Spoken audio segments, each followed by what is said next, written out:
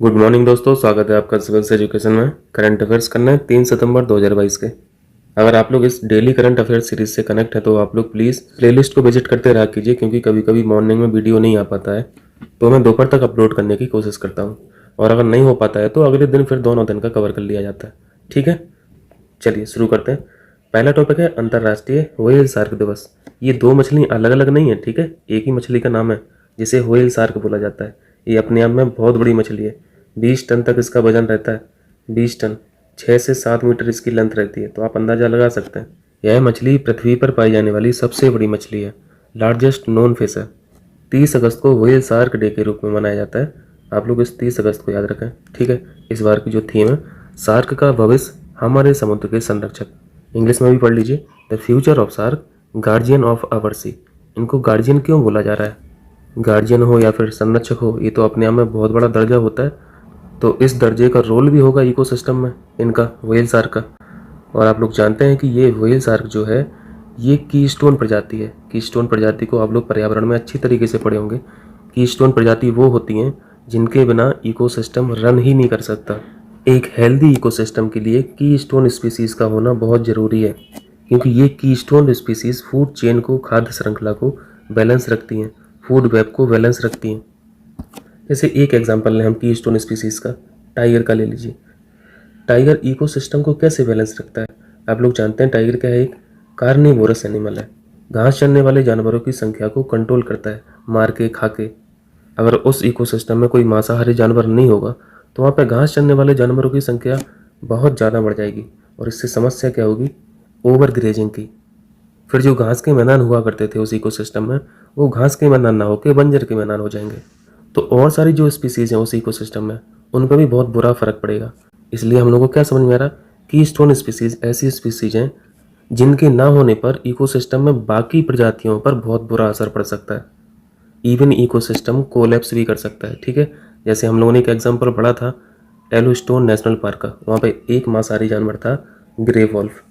Yellowstone National Park USA से ये grey wolf खत्म हो गया था, और वहाँ की सरकार ने इस जानवर के शिकार के लिए भी अलाउ कर दिया था पब्लिक को। इसके चलते येलोस्टोन नेशनल पार्क में इसकी संख्या बहुत कम हो गई थी, इवन ख़त्म ही हो गए थे। तो यहाँ पे फिर समस्या हो गई थी ओवर ग्रेजिंग की, और पूरा येलोस्टोन नेशनल पार्क कोलैप्स कर गया था। तो वहाँ की सरकार ने इन भेड़ियों को फिर से रीस्टोर किया था नेशनल पार्क में, ठीक है। टाइगर हुआ, शेर हुआ, भेड़िया हुआ, हाथी हुआ, मगरमच्छ हुआ, कीस्टोन प्रजाति हैं, बहुत सारी कीस्टोन प्रजातियाँ हैं, लिस्ट बहुत लंबी है। प्लांट्स भी हो सकते हैं, पौधे भी कीस्टोन प्रजाति होते हैं। जैसे सबसे छोटा एग्जाम्पल कीस्टोन प्रजाति का, मधुमक्खी। पॉलिनेशन, पॉलिनेशन मधुमक्खियाँ करती हैं, पॉलिनेशन नहीं होगा तो फिर फूल पत्ती नहीं होंगी। और इस मछली के बारे में क्या जानना है हम लोगों को? ये जो शार्क वेल है ये ओबोविविपेरस स्पीसीज है। इंपॉर्टेंट है, साइंस में क्वेश्चन पूछा जाता है। ओबोविविपेरस का मतलब होता है कि ये अंडे नहीं देती हैं, डायरेक्ट बच्चे देती हैं, ठीक है। इस स्पीसीज को भारत में भी गुजरात के तट पर देखा जाता है, लक्षद्वीप समुद्री तटों के पास भी ये देखी जाती है। क्लियर है? और बाकी यहाँ पे प्रोटेक्शन देख लेते हैं। जब भी हम लोग कोई स्पीसीज पढ़ते हैं तो प्रोटेक्शन जरूर देखते हैं। संरक्षण कहाँ कहाँ पे दिया गया है? IUCN में वृहद स्तर पर समाप्ति की ओर है, बहुत खतरे में, इंडेंजर्ड यानी लुप्तप्राय स्थिति में। साइट्स ने इसको अपेंडिक्स यानी परिशिष्ट 2 में डाला है, और जो हमारा एक्ट है वाइल्ड लाइफ प्रोटेक्शन एक्ट 1972, इसको शेड्यूल 1 में रखा गया है, ठीक है, याद रहेगा, ठीक है। चलिए दूसरा टॉपिक है सिनर्जी। ये सिनर्जी क्या है? क्वेश्चन पूछा जाएगा कि अभी हाल ही में सिनर्जी नामक कैंपेन या सिनर्जी नामक एक्सरसाइज किसके द्वारा चलाई गई है? 4 ऑप्शन दे देगा, एक ऑप्शन सर्ट इन भी रहेगा। ये मार्क कर लीजिए, इंपॉर्टेंट क्वेश्चन है। CERT इनका मतलब होता है कंप्यूटर इमरजेंसी रिस्पॉन्स टीम, और इनका मतलब यहाँ पे इंडिया से है। Cyber security exercise actually. इतने ज़्यादा साइबर क्राइम हो रहे हैं, साइबर अपराध हो रहे हैं, तो हमारे साइबर स्पेस को प्रोटेक्ट करने के लिए सर्ट इन ने साइबर सिक्योरिटी एक्सरसाइज को ऑर्गेनाइज किया है। ये कंप्यूटर इमरजेंसी रिस्पॉन्स टीम जो है वो MIT के अंदर काम करती है। MIT का एक संगठन है, MIT यानी ministry of electronics and information technology, ठीक है, ध्यान रखना। सिनर्जी। अभी जो साइबर स्पेस के लिए सबसे बड़ा खतरा है वो रैनसमवेयर है। एक मलवेयर है, एक वायरस है, जिसकी सहायता से हैकर किसी भी फाइल को इनक्रिप्ट करता है, फिर इसको डिक्रिप्ट करवाने के लिए फिरौती वगैरह मांगता है, ठीक है। डेटा चोरी वगैरह करने के लिए यूज करते हैं हैकर्स, ठीक है। तो सिनर्जी एक्सरसाइज इसलिए है ताकि हम अपने साइबर स्पेस को बचा सकें। नेक्स्ट टॉपिक है अभिजीत सेन। ये प्रसिद्ध अर्थशास्त्री थे, योजना आयोग यानी प्लानिंग कमीशन के पूर्व सदस्य भी थे। इनका हाल ही में निधन हो गया, इसके चलते ये न्यूज में। इन्होंने काम किया है, बहुत बेहतरीन काम किया है। ग्रामीण अर्थव्यवस्था में सुधार करने के लिए इन्होंने अनेक कार्य किए। वैसे पीसीएस तो वन लाइनर में पूछता है, तो ऐसे ही पूछ लेगा अभी हाल ही में अभिजीत सेन का निधन हो गया, ये किस क्षेत्र से संबंधित थे, अर्थशास्त्री लगा देना। या फिर ऐसे पूछ लेगा कि अभी हाल ही में प्रसिद्ध अर्थशास्त्री अभिजीत सेन का निधन हो गया, इनका अर्थव्यवस्था में किस क्षेत्र में योगदान रहा, तो ग्रामीण अर्थव्यवस्था लगा देना। सीएसीपी की ये अध्यक्ष भी रहे 1997 में, एमएसपी की सिफारिश भी की है। सीएसीपी तो समझ रहे हैं ना, मूल और लागत आयोग जो है, कृषि आयोग, commission for agricultural cost and price, CACP. CACP के द्वारा एमएसपी की सिफारिश की जाती है। घोषणा कौन करता है? घोषणा सरकार करती है। ठीक है, चलिए नेक्स्ट है विश्व नारियल दिवस। भारत के कोकोनट डेवलपमेंट बोर्ड के द्वारा, नारियल विकास बोर्ड के द्वारा भी इस दिवस को सेलिब्रेट किया गया, इसका आयोजन भी किया गया। इसको ध्यान रखना, नारियल विकास बोर्ड ये कोच्चि में है, केरल में है। लेकिन ये जो आयोजन हुआ वो केरल में नहीं हुआ, ये इंपॉर्टेंट यहाँ पे क्वेश्चन पूछा जा सकता है, क्योंकि नारियल को देख के ऑप्शन में हम लोग केरल लगा के आ जाएंगे, तमिलनाडु वगैरह लगा के आ जाएंगे। लेकिन इस बोर्ड ने जो आयोजन किया है वो जूनागढ़ में किया है, गुजरात में। ठीक है, तो यहाँ पर क्वेश्चन पूछा जा सकता है। इसको ऑब्जर्व किया जाता है 2 सितंबर को, इंटरनेशनल कोकोनट डे। ठीक है, हो जाएगा। चलिए, मुख्यमंत्री उदयमान खिलाड़ी उन्नयन योजना, इमर्जिंग खिलाड़ियों के लिए प्रधानमंत्री उन्नयन योजना, ये किस राज्य की योजना है? उत्तराखंड सरकार। यही सिंपल पूछ लेगा, मुख्यमंत्री उदयमान खिलाड़ी उन्नयन योजना किस राज्य की योजना है? उत्तराखंड लगा देना। 8 से 14 वर्ष के जो इमर्जिंग खिलाड़ी हैं, उभरते हुए खिलाड़ी हैं, इनको 1500 रुपये हर महीने खेल छात्रवृत्ति दी जाएगी। तो यहाँ पे ये फैक्ट इंपॉर्टेंट नहीं है, आपको बस राज्य जानना है। क्लियर है?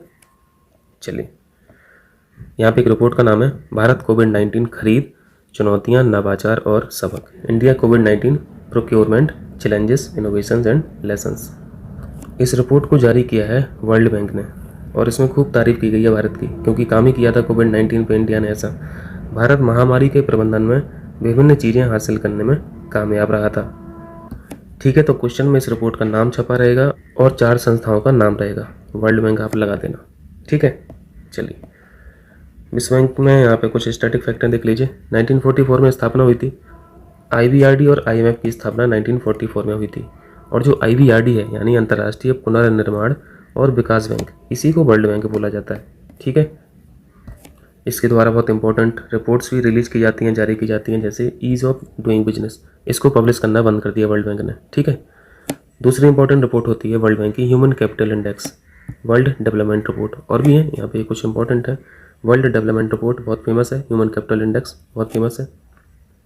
ठीक है, वर्ल्ड बैंक ग्रुप जो है वो 5 संस्थाओं का ग्रुप है, जिसमें एक तो पहले आईवीआरडी ही है, दूसरा है आईडीए यानी अंतर्राष्ट्रीय विकास संघ, तीसरा है आईएफसी, ये पूछा जाता है, अंतर्राष्ट्रीय वित्त निगम, इंटरनेशनल फाइनेंस कॉरपोरेशन, चौथा है बहुपक्षीय निवेश गारंटी एजेंसी यानी मीगा, मल्टीलेटरल इन्वेस्टमेंट गारंटी एजेंसी, और पांचवा है निवेश विवादों के निपटारों के लिए अंतर्राष्ट्रीय केंद्र, इंटरनेशनल डिस्प्यूट्स के निपटारों के लिए अंतर्राष्ट्रीय केंद्र भी है। ये 5 संस्थाएं वर्ल्ड बैंक ग्रुप को बनाती हैं। इंडिया इस 5वें नंबर का मेंबर नहीं है। ठीक है, ICSID का मेंबर नहीं है, बाकी का है। हो जाएगा। चलिए, again important, anti radiation pills, ये क्या है? पिल यानी दवाइयाँ, गोलियाँ। अब ये गोलियाँ हैं, दवाइयाँ हैं, तो जाहिर सी बात है कंज्यूम करने के लिए दी जाएंगी, और खाने को किन को दी जाएंगी? जहाँ पे रेडिएशन का खतरा है। तो अभी रसिया और यूक्रेन का आप लोग जान ही रहे हैं, ज़ैपोरिज्जिया, इसका नाम याद रखना, ये न्यूक्लियर पावर प्लांट है यूक्रेन का। ठीक है, न्यूज़ में रहता है। अब इस न्यूक्लियर पावर प्लांट पे कब किंजल मिसाइल गिर जाए किसी को नहीं पता। तो यहाँ पे एक आपदा की आशंका तो है ही। इसी आपदा की आशंका से बचने के लिए, पीपल्स को बचाने के लिए, सेव करने के लिए यूरोपियन यूनियन ने एंटी रेडिएशन पिल्स का वितरण किया है यूक्रेन में, फैसला किया है। पिल्स वगैरह खा लेंगे तो रेडिएशन का असर इन पर कम होगा और अगली पीढ़ी भी सुरक्षित रहेंगी। यहाँ पे इस फैक्ट को आपको फोकस करना है। पोटेशियम आयोडाइड, ये जो एंटी रेडिएशन पिल्स बन रही हैं, इसमें कंपाउंड क्या है, इसमें है क्या है, किससे बनी है? पोटेशियम आयोडाइड से। तो ये क्वेश्चन भी पूछा जा सकता है। ठीक है, आगे चलें। देश का पहला वर्चुअल स्कूल कहाँ पे लॉन्च हुआ है? न्यू दिल्ली में हुआ है। ठीक है, NCRB, national crime record bureau, इन्होंने एक अभी लेटेस्ट डेटा जारी किया है। इस रिपोर्ट में बताया गया है कि हाईएस्ट क्राइम जो है सेडिशन वाले, राजद्रोह वाले हाईएस्ट क्राइम कहाँ पे रिकॉर्ड किए गए? आंध्र प्रदेश में। ये इंपॉर्टेंट क्वेश्चन है, ठीक है। और यहाँ पे नेक्स्ट क्या है? मिखाइल गार्बाचेव, पूर्व राष्ट्रपति थे रूस के, इनका भी हाल ही में निधन हो गया। ठीक है भैया, तो ये करंट अफेयर्स थे, मिलते हैं अगले दिन। बहुत बहुत शुक्रिया आप लोगों का।